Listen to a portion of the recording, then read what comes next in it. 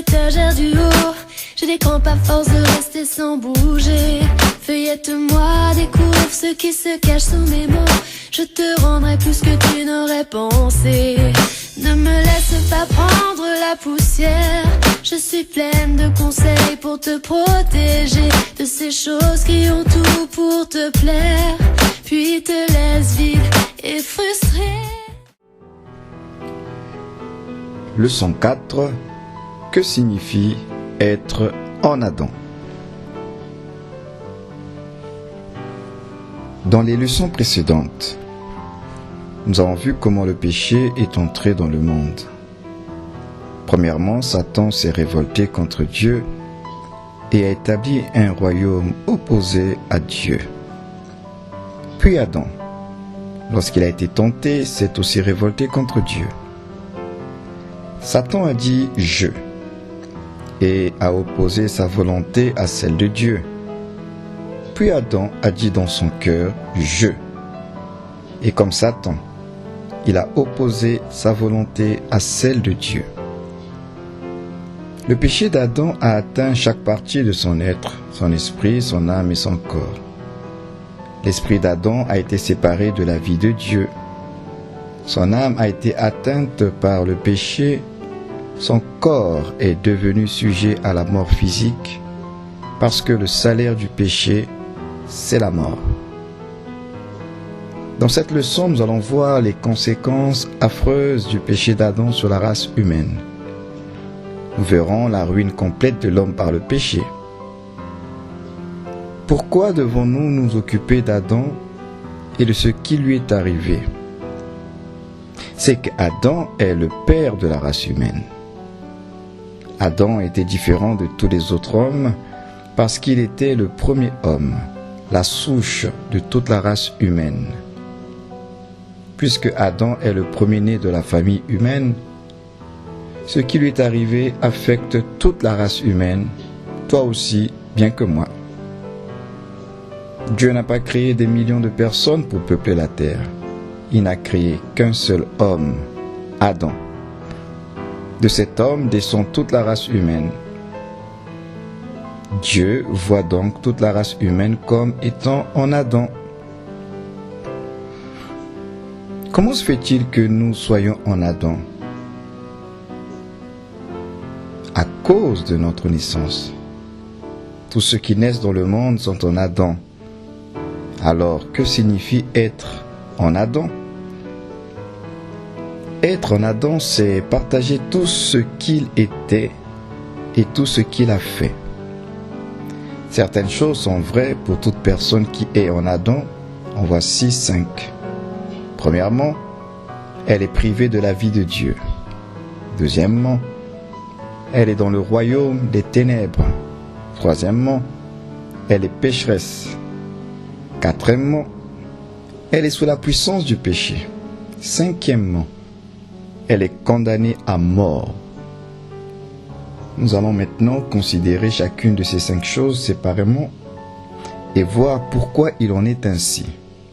Premièrement, le péché d'Adam a privé les hommes de la vie de Dieu. Les amis, le péché sépare l'homme de Dieu. Lorsqu'Adam a péché, il a été séparé de la vie de Dieu. Être privé de la vie de Dieu, c'est être mort spirituellement. Le péché d'Adam a causé la mort spirituelle, non seulement pour lui-même, mais aussi pour toute la race humaine. Tous les hommes ont été privés de la vie de Dieu. Pourquoi? Parce que tous les hommes sont en Adam. Deuxièmement, le péché d'Adam a conduit la race humaine dans le royaume des ténèbres. Quand Adam s'est révolté contre Dieu, il s'est mis du côté de Satan, le premier rebelle. Il est entré dans le royaume des ténèbres, dont Satan est le chef. Adam s'est ainsi soumis à la puissance de Satan. Puisque Adam était l'ancêtre de la race humaine, il a entraîné toute la race humaine dans le royaume des ténèbres. Troisièmement, le péché d'Adam a produit une race de pécheurs. Tel que créé par Dieu, Adam était un homme centré sur Dieu. Il aimait Dieu et voulait faire la volonté de Dieu. Dieu était roi sur le trône de son cœur. Après qu'Adam eut péché, il y a eu un changement dans son cœur. Au lieu d'aimer Dieu et de vouloir faire sa volonté, Adam s'aimait maintenant lui-même et il voulait faire sa propre volonté. Dieu ne régnait plus en roi dans son cœur. C'était le moi qui trônait à sa place dans son cœur. Adam avait maintenant une nature pécheresse. Adam a transmis sa nature pécheresse et égoïste à ses enfants. La Bible dit qu'Adam a eu un fils à sa ressemblance selon son image. Adam lui-même avait été créé à l'image de Dieu, mais il a eu un fils selon sa propre nature pécheresse. Nous avons vu dans la leçon au sujet de la révolte de Caïn contre Dieu lorsqu'il a refusé d'adorer Dieu comme Dieu l'avait ordonné. Il a voulu adorer Dieu à sa manière. Plus tard, Caïn a montré sa nature pécheresse en tuant son propre frère. Mais les effets du péché d'Adam ne se sont pas limités à ses propres enfants. Adam était l'ancêtre de toute la race humaine et il a donné sa nature pécheresse à toute la race humaine. La désobéissance d'Adam a eu pour résultat une race de pécheurs. La Bible dit: par la désobéissance d'un seul homme, beaucoup ont été rendus pécheurs, selon Romains chapitre 5, verset 19. Quatrièmement, le péché d'Adam a entraîné tous les hommes sous la puissance du péché. Parce que les hommes sont pécheurs, ils sont sous la puissance du péché. La Bible dit: quiconque se livre au péché est esclave du péché. Jean 8, verset 34. Dans le royaume des ténèbres, le péché règne en roi. Et tous les hommes qui sont dans ce royaume sont sous la puissance du péché. Cinquièmement, le péché d'Adam a apporté la mort et la condamnation à toute la race humaine. Le péché est entré dans le monde par un seul homme, Adam, et la mort a été la conséquence du péché. La Bible dit: c'est pourquoi, comme par un seul homme, le péché est entré dans le monde, et par le péché la mort, et qu'ainsi la mort s'est étendue sur tous les hommes, parce que tous ont péché. Romains chapitre 5, verset 12. Après la mort vient le jugement. Toute personne qui n'est pas sauvée sera jugée pour ses péchés. La Bible dit: et comme il est réservé aux hommes de mourir une seule fois, après quoi vient le jugement selon Hébreux 9, verset 27.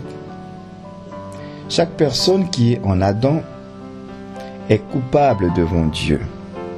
Certaines personnes peuvent penser qu'elles sont acceptables devant Dieu telles qu'elles sont, mais Dieu pense autrement. Il connaît le cœur des hommes. Et au sujet de la race d'Adam, Dieu dit dans sa parole: il n'y a point de juste, pas même un seul. Nul n'est intelligent, nul ne cherche Dieu.